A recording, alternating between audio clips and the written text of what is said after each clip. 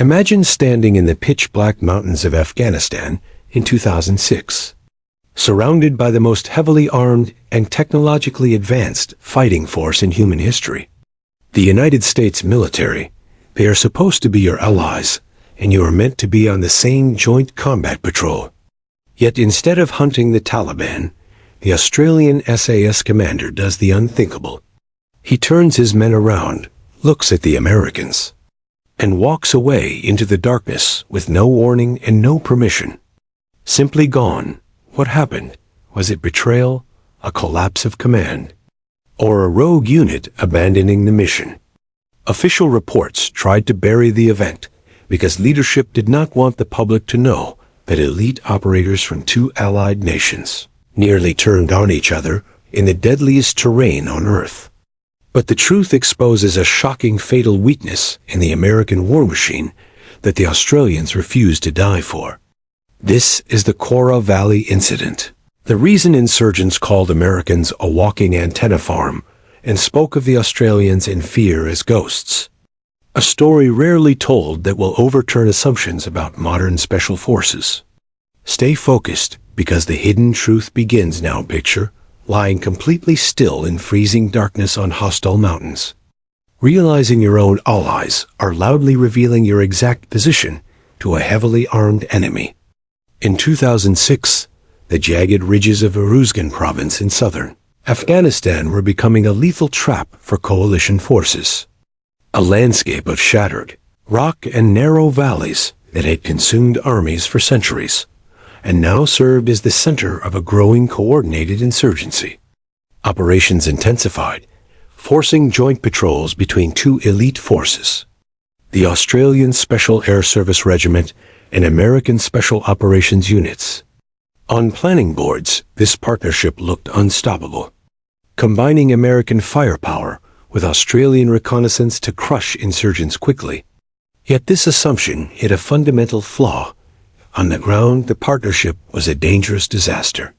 Friction did not come from lack of courage or respect, but from a collision of opposing military philosophies. Each force had a completely different idea of what a successful patrol should look and sound like. American doctrine emphasized dominance. Patrols trained to project overwhelming presence, so enemies would retreat rather than fight. If they did not retreat, air power would destroy them. Presence itself was treated as a weapon. Intimidation, through visibility and volume. Australian doctrine was the opposite. For SAS operators, the moment the enemy knows you are there, the mission has already failed. Their deep reconnaissance patrols aimed to gather intelligence, map routes, and track targets without leaving any trace at all. The most dangerous manifestation of this clash was noise. Australians believed a patrol that moves like a shadow is safer and more effective than one that advertises its approach. Once detected, a reconnaissance team loses intelligence value and is forced into survival combat on ground chosen by the enemy. Putting both mindsets on the same path invited tragedy. American troops in 2006 carried enormous amounts of advanced gear, radios, navigation systems, night optics, batteries, armor, weapons. All of it powerful yet heavy and loud. To Australian ears, this modern super soldier was a walking noise generator. After-action reports described American combat loads as the opposite of silent patrol doctrine. Soldiers often carried multiple radios, each with bulky batteries, long antennas protruding everywhere. Australians privately mocked them as a walking antenna farm. Noise came from more than radios. American equipment management seemed disconnected from stealth needs. Armor covered in pouches and accessories, metal carabiners exposed and unpadded. With every step, these clips struck armor plates and weapons, producing sharp, metallic ringing that carried across the still mountain air. Reinforced combat boots designed for durability crunched loudly on loose shale. Every movement broadcast across valleys. Australian operators treated silence as a primary weapon equal to marksmanship. Before leaving base, they meticulously silenced gear, wrapping metal contact points with tape or paracord, choosing soft-soled footwear, timing steps with wind gusts, freezing instantly when the air fell still. The result was a unit that produced no unnatural sound distinguishable from the environment. The consequences of noise disparity became clear during a classified observation mission. An Australian team hidden in silence monitoring an insurgent route suddenly heard an American unit approaching without optics or radio intercepts. They calculated distance purely from clinking gear and crunching boots. The Americans were 400 meters away, far enough for enemies to prepare ambushes or disappear. Taliban fighters were not amateurs. They had fought in that terrain for decades, maintaining listening posts on peaks and valleys. Able to distinguish natural sounds from military movement, the danger extended beyond the battlefield into coalition bases. Australian liaison officers entering American command centers found security practices alarming. Planning rooms crowded with personnel, discussing classified patrol routes openly, violating strict need-to-know principles. Every extra listener increased the risk of leaks to insurgents' electronic security was equally troubling. American reliance on constant communication meant sensitive data transmitted across radio networks. Encryption during that period proved inadequate. Insurgents intercepted frequencies and learned about troop movements and airstrikes before they occurred. Working alongside such systems risked ambush tensions reached breaking point during a classified joint mission into the Kora Valley. Americans would provide security while Australians conducted close reconnaissance. As the patrol advanced, the Australian commander realized the noise made stealth impossible. Metal clatter, heavy footsteps, radio chatter broadcasting their location. He made an unprecedented decision. Without consultation or permission, he signaled his men to break away and disappear into the darkness. Leaving the Americans to continue a lone coalition command had no protocol for an Allied unit abandoning a joint patrol. When explanations were demanded, the Australian report stated plainly that American movement methods and lack of noise discipline were incompatible with survival of a reconnaissance unit. Operating together amounted to tactical suicide. Later that year, American intelligence lost track of a Taliban command network in the same region. Several large patrols failed to locate it. Insurgents vanished long before noisy forces arrived. 4 SAS operators were assigned the task alone, infiltrating without heavy support, without voice communications.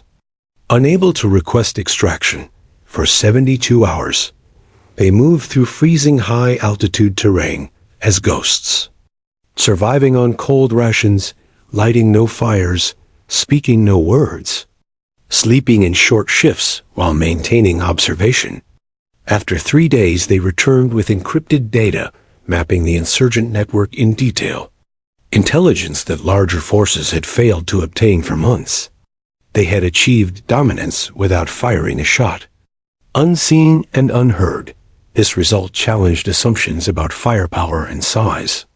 In the same province, conventional forces with armored vehicles, helicopters, and hundreds of troops struggled to control terrain, including the NATO-backed Dutch Armed Forces contingent, which faced frequent ambushes, suggesting enemy awareness of their movements.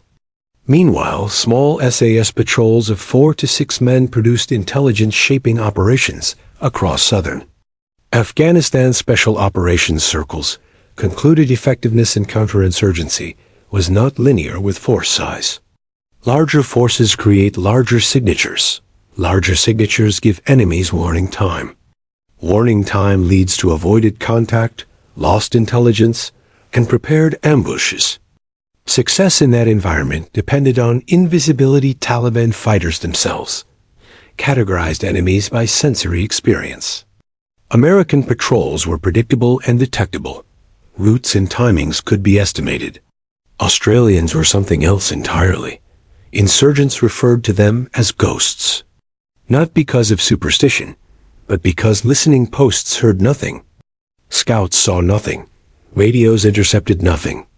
Yet operations struck later with precision SAS operators often spent 5 to 7 days in the field without resupply, carrying everything, eating cold food to avoid smell or light, moving only at night, and hiding motionless by day.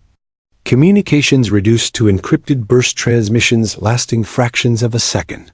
To enemy intelligence, they existed more as rumor than reality. This capability came from decades of doctrinal development and brutal selection, training with attrition rates above 70%, selecting individuals able to maintain absolute discipline under extreme stress, suppressing instinct and discomfort in service of silence. After 2006, American Special Operations units began re-evaluating noise discipline. Some adopted practices such as taping equipment. Yet systemic change was slow due to scale, doctrine, and reliance on technology and constant communication.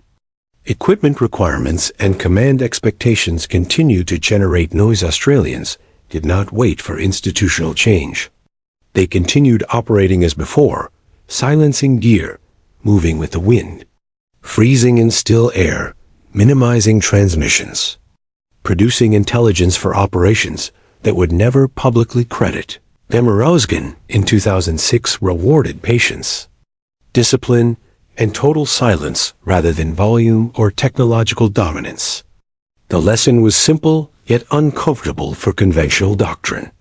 In counterinsurgency reconnaissance, the force that cannot be detected operates in a completely different reality. The enemy cannot prepare or respond without war.